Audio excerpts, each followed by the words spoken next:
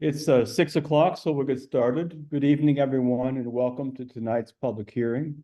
My name is John Urino. I'm the zoning examiner for the city of Tucson. I conduct rezoning and special exception hearings on behalf of the mayor and council and make findings of fact, which I put into a written report along with my recommendation, which I then send along to the mayor and council for their consideration and for their final decision. My report will be based on the information submitted to me, which includes the rezoning application, the staff report, all written approvals and protests, all correspondence, and the testimony given at tonight's public hearing. I will also include in the record all documents submitted to me up to the close of the public hearing. Tonight's proceedings are being recorded. With that in mind, if you choose to speak when I call on you to testify, I would ask that you please speak clearly and begin your testimony by stating your name and your address. Following tonight's public hearing, I will first complete a preliminary report within 5 working days after the close of the public hearing.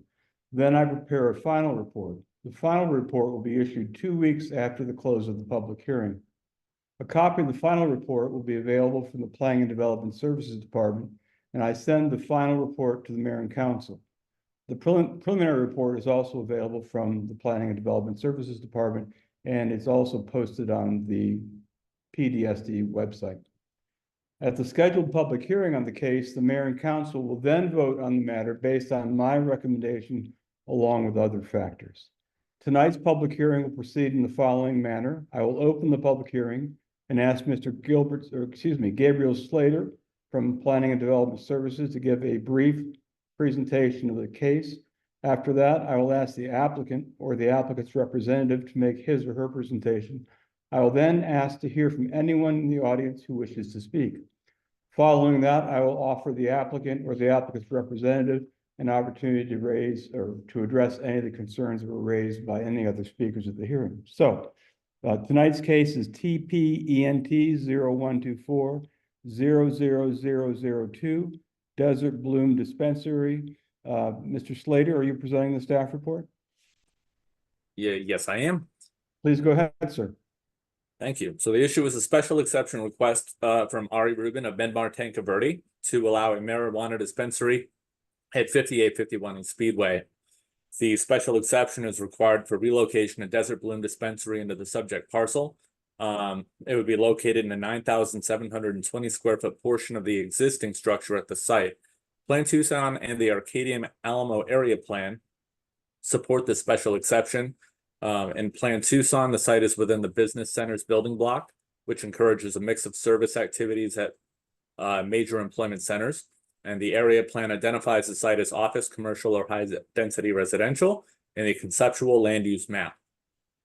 Dispensaries must be compliant with certain use-specific standards. The proposed area is under 10,000 square feet. It is in a permanent building, will not have outdoor seating, and will comply with all UDC and Arizona state laws and regulations regarding dispensary operations. The proposed location is more than 2,000 feet from another dispensary, 2,400 feet from a licensed child care center or K-12 school, and 3,000 feet from a public park. The operator will provide a state-mandated security plan. There are no proposed changes to grading or landscaping. The applicant is proposing a diverter to prevent traffic leaving the site from turning north onto Saguaro Ave into the residential neighborhood and instead directing them south towards Speedway Boulevard. The proposed special exception is consistent with Plan Tucson. It's in compliance with the performance criteria of UDC sections 3.4.4, 3.4.5, 4.8.6, and 4.9.9. Subject to compliance with attached preliminary conditions, the approval of the special exception land use in the C2 zone is appropriate. We received 1 approval for this case and 24 protests. Of those, only 2 protests were within the 150-foot area around the subject site. Thank you, Mr. Slater. Would the applicant like to be heard?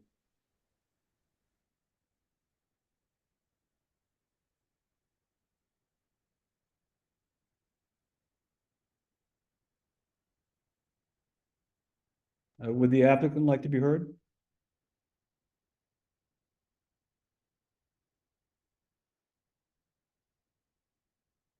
I hear nothing. Would anyone in the audience like to speak?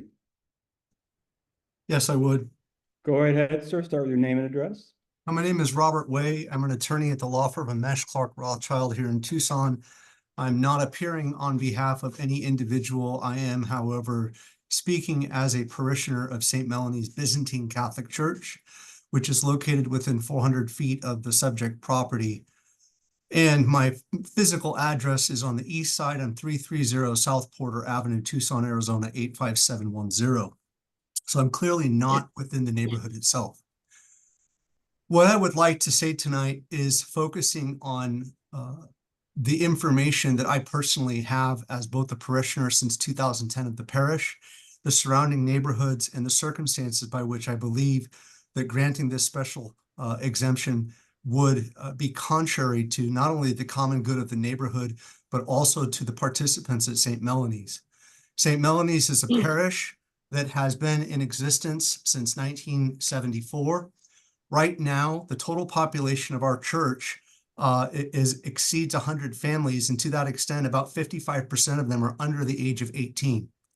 On Wednesday evenings, we have a youth group that begins at approximately 6:30 and ends at around 9. The marijuana dispensary would still be open until 10 o'clock, and so those who would possibly be buying marijuana, they could eventually walk over to the church. Secondly, we also have a children's school for catechism, or what we call Bible study, that happens every Saturday morning, typically throughout the year. Sometimes there will be breaks in the month. However, that begins somewhere around 9:30 and doesn't end until 12 noon on Saturdays. Our liturgical services also happen on Saturday evenings, beginning at 4 p.m., and those do not end until 5:30. We have young families there as well. Then on Sunday mornings, we have church services that begin at 8:30 with a fellowship that follows. Most of the families will not leave the church until about 11:30 to 12 noon. Last year, I personally, during the Easter season, had to escort a drug dealers off the property to the point where I needed to call 911. I didn't have to do it. However, there was a drug trafficking that was going on. As a former prosecutor in Yuma County back in 2004 and 5 and 6, I have personal experience having prosecuted drug offenses and seeing the characteristics of those individuals. These individuals fit the description to a T. Moreover, I have witnessed vagrants laying on the property, trying to find rest. We're a church, we want to help people. We'll always be willing to help people. That's part of the gospel. However, when you find pipes, drug paraphernalia on the property, and now you have an opportunity to have a dispensary within 400 feet from it where you have these children and you already have the propensity for the drug use and those who are pushing the drugs with sales. It's not a good thing for us to have another dispensary, not to mention the fact that the old Nimbus Brewery, which is on Tanque Verde, is also a dispensary. So now we have a dispensary on the north side of the church on Tanque Verde, and then we'll have one on Speedway. The other point that I wish to make is that the Tucson Police Department has contacted our pastor, Father Robert Rankin, last year, and he asked if they could install a security surveillance camera on top of the tower to our church because the crime was such a high traffic crime area. Now, it's not proper for me to say that anyone who uses marijuana is a criminal, because that's not logically coherent, because there are some people who may have the need for medical marijuana for a serious life debilitating condition or pain. I understand that. And we also have to understand that the legislature has voted it. The people have spoken. But here we have a very unique situation. We have arroyos on the side of the church where the wash is. The vagrants that are already there, there's a lack of control. And the neighborhood is being flooded with persons who have the ability to go in and purchase marijuana for recreational use and walk around when my children are present. I happen to also have a unique perspective in that I'm studying to become a deacon within that church. And so my family and many of the families that are there were very, very, very concerned, upset. We don't want this dispensary to be there. And I think the points that I've made tonight are clear. I think that to this extent, yes, I'm not I'm not a neighborhood resident, but I practically live at that church. I'm there Wednesday afternoons from 12 to 1 for liturgy. I'm there Wednesday evenings with my family. I'm there Friday from 12 to 1. I'm there Saturday mornings. I'm there Sunday. This is my life outside of being a lawyer. And it's a life that I love and I choose. But I would ask you as the zoning commissioner to submit to the city council and to the mayor our vehement objection and protest to this so that we do not have this dispensary here. The city code says that you can't have a dispensary near a school. We're not a school. That's true. We're not licensed as a school, but we still are what you would call a de facto school, one where in fact there are children of schooling age. The youngest we have is 3 years old, and the oldest, of course, are those who are becoming 18 as adults. Respectfully, I'm going to stop now at this point, turn it over to anyone else who wishes to speak, but I would ask you to please accept these comments, this protest, and voice it to the city council and mayor on behalf of my family, as well as St. Melanie's Byzantine Catholic Church. Thank you. Thank you, Mr. Way, and thank you very much for participating tonight. John, the applicant team is online. They're having audio issues and they're trying to get that sorted out right. Thanks for letting me know. We'll take them up when everyone else is done. Would anyone else in the audience like to be heard? I would like to say something. Yes, please. Start with My your name- address. Yes, go ahead. My name is Mary Gilbert, and I live at 8005 East Ragweed Drive, zip 85710. I'm a member of St. Melanie's Byzantine Catholic Church. I am the grandmother of 5 children who attend that church. I am a volunteer. I am there on Saturdays for the catechism classes.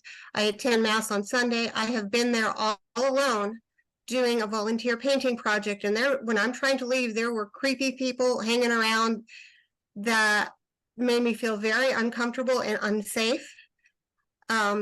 They didn't belong on the church property. I don't want you guys putting my grandchildren and other adults in danger by having this marijuana dispensary so close to a place that me and my family come to really very often. And I second everything that Mr. Way said. I completely agree with everything he said. He's there more than I am. But if you allow this, I don't really think you care about the safety of the children, especially the children that are going to be frequently nearby this dispensary in an already bad neighborhood. And I don't know what the legalities is, but seeing that notification kind of was last minute, like you guys were trying to sneak this through. I don't know, but had been going there weekly, and all of a sudden, maybe 2 weeks ago, that blue sign shows up. That seemed kind of shady and dishonest by just trying to give last minute notification on this, as far as, you know, everybody that drives by that area. Anyway, that is all I have to say. Thank you. Thank you, Ms. Gilbert. Would anyone else in the audience like to be heard? Yes, I'd like to say something. Yes, go ahead. Camera on. Hi, my name is William Parvin. I am also a parishioner at St. Melanie's. I'm also an attorney. Again, I'm not appearing in any capacity here. I practice mainly criminal defense. So generally, I mean, I voted for legalizing marijuana. I'm in favor of marijuana. I personally think most people can act responsibly. The problem is those who can't. And that's why it can't be near a school as the law allows. And, you know, St. Melanie has such limited resources. I don't know if we'll ever be able to be an official school. It just will never have the financing. It'd be wonderful if it did get a school. My kids can go there full time. That would just be wonderful for a lot of us. I just don't know if that's ever an option. But theoretically, if St. Melanie's ever did get the finances and were to turn that into a, you know, because a lot of churches do have schools with it, what would happen then? With that, now they have no priority because this is already an established dispensary. I mean, I just think there's some problems down the road if it does one day have a school there, because I know a lot of people would like that. I also want to say, I don't think this applicant did anything shady. I've reviewed this. There was a proceeding last November, and it was sent, I believe, to Phoenix, the owner of this church, because in our right, it's multiple states. It's not like the Roman Catholic Church where it's just local to Tucson. So what they had to do, they had to send it to Phoenix, which is in charge of like the whole Western United States for the Byzantine Rite. So they did everything right there. And I don't fault the applicant for that. And they had a hearing where they tried to address some people's concerns. And I read the minutes. They tried. My concern is we as parishioners, although maybe we weren't required to be notified, and the applicant certainly didn't know they had to notify us, I don't blame him for that. He did everything right. It'd have been really nice if we got to go to that hearing in November and talk about this. Is there a solution? Because I think we could have all talked about this in person, like some people did. So my recommendation, I don't know if this is legally possible. Could this be stayed and we can go back and maybe all have a meeting with the applicant and address all our concerns in person, and then maybe come back with this meeting and see if there's a solution? That's my suggestion. Thank you, Mr. Parvin, for your suggestion and for your participation tonight. Very much appreciated. Would anyone else in the audience like to be heard? Would. Go right ahead. You're on mute. Okay, can you hear me? Yes, please go ahead. Yeah, hello, my name is David Veloso, and I am also a parishioner at St. Melanie's, and I have a daughter that attends school on Saturdays. And as a parent, I think a lot of the parents, not only of the parishioners, but of those in the neighborhood, I mean, we just don't want a dispensary, a marijuana dispensary near our children areas. It's just contrary to, it's not a school, but there's still children in the neighborhood. And there are classes that are being taught to kids at the church. My concerns are, impaired drivers, maybe, people coming in and out of that dispensary, what kind of safety does that have for children? Children possibly finding marijuana product, edible marijuana,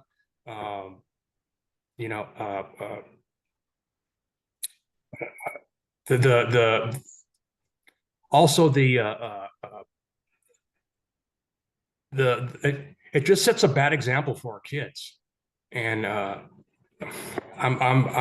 opposed to this dispensary. So that's all I have to say. Thank you for your participation tonight. Would anyone else in the audience like to be heard? I would. Please go ahead. My name is Mark Hinkle. I'm a parishioner at St. Melanie's. My address is 834 South Stewart and 85710 zip code. Obviously, I don't live in the area. But again, tapping into Mr. Way's comments, I have also spent extended amount of hours at St. Melanie's, especially after hours and late of night, during the day as a volunteer. And I have had a number of times where I've helped Father Rankin escort others off of his property. So there's been a number of incidences where just the homeless are wandering through. And of course, all of these people are clearly not in their right mind, and I can't see how having access to further vices which distort their understanding of reality is actually going to help this homeless problem that is in the area. I also want to draw attention to other news articles. For example, British Columbia recently, they are walking back their drug decriminalization effort. I can quote, frontline police officers continue to see uninterrupted ramifications that unchecked public drug uses have on safety and well-being of neighborhoods. As mentioned, this is a high crime area, and it has been since before the dispensary, and adding drugs into the mix is not going to mitigate that. I see we're making exceptions for vices in this meeting, but I'm wondering in other meetings, what exceptions have been made for virtue? We can see again how is this actually going to contribute to public improvement and the civic improvements of Tucson itself? There's one thing that I could say after having been here for so long. If you can describe Tucson in one word, what would it be? And it just sadly, and as much as I do love Tucson, there's so much opportunity here. But if you can describe it in one word, shabby. I mean, how is that going to help? Or when you have people who are so stoned they can no longer care about their neighborhood that they live in, or they come from other neighborhoods to come to this one, and they sit in our washes and slowly turn off their minds. There could be an argument made for this store as it being this dispensary for increased tax revenue, but how much of that tax revenue is actually going to be consumed by increased incarcerations, unemployment, lower wage jobs, because they're so stoned, they're not mentally capable of performing the higher level functions and the higher wage jobs. And increased neighborhood refuse, they're just people. I've seen this. They just don't care. They just leave their trash everywhere. I'm a recreational prospector. I mean, I've seen this out in the desert. You've got all the drug mules and all the increased traffic of all the illegals coming across, leaving trash everywhere because they just don't care. And that's exactly we're happening here. We see people who don't care. And and one thing that has always mystified me, as I am employed by Raytheon, who is a federal contractor, I don't understand how this state or any state can actually go and flout federal law, saying that something that is a controlled substance, something that is illegal on the Federal Register, is now approved. If we're a nation of laws, why are we even allowing this? How did it come to this? And I don't understand how the state can just ignore a federal law in this effort. And if we are a nation of laws, then I ask you to look at that and to consider that if we are a nation of laws, then we should follow the laws and deny this dispensary and probably a whole lot of others. Thank you. I yield my time. Would anyone else in the audience like to be heard?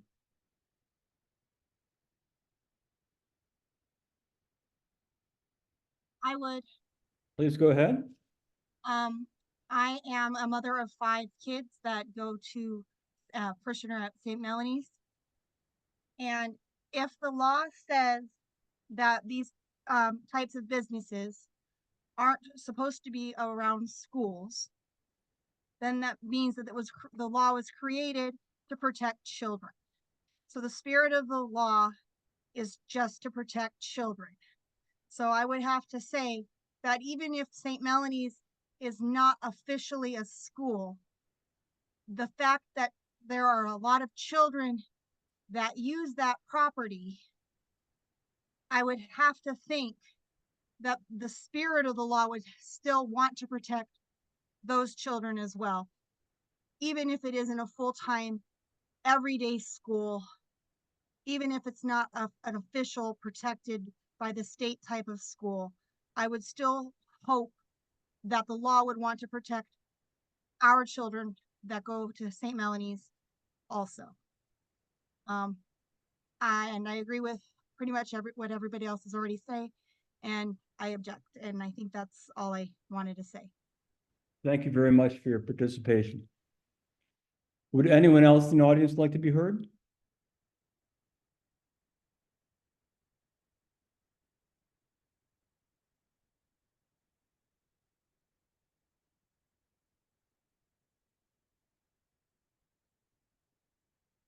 Hearing no one, if the applicant is present, would the applicant like to be heard?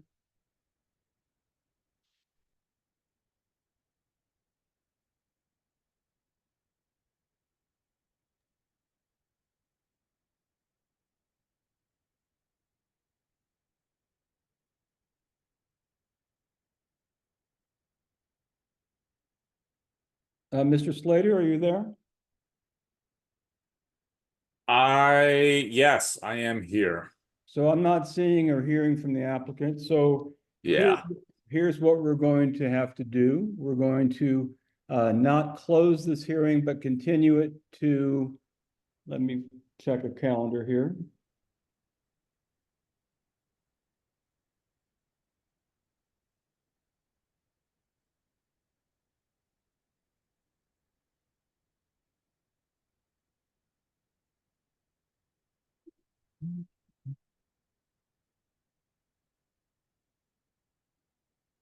We're going to continue this hearing to Thursday, May 30th at 6 p.m.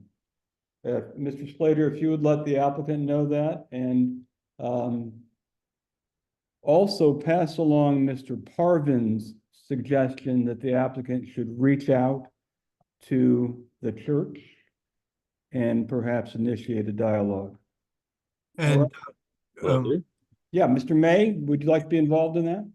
yes, Robert Way and Mr. Urino, the contact is Father Robert Rankin. He's the pastor at St. Melanie's Byzantine Catholic Church. And certainly if they want to contact him, they can. If they'd like to contact him through me, they can reach out to me as well. Thank you for Do you have that, a, Thank sorry. you for that, Mr. Way. Let me just make clear, that's all stuff that happens outside of this hearing context, and I don't have any role in that. I was just trying to pass along what I took to be a helpful suggestion that has really nothing to do with these proceedings, but it's always good if people can talk and get some common ground at least. I certainly understand, and I just want to be helpful if I can. No, I very much appreciate it. So with that, everyone should have a healthy and safe evening, and we'll be hearing this matter again on, I said, May 30th. So there we go. Good night. Thank you. Thank you. Thank you. Good night.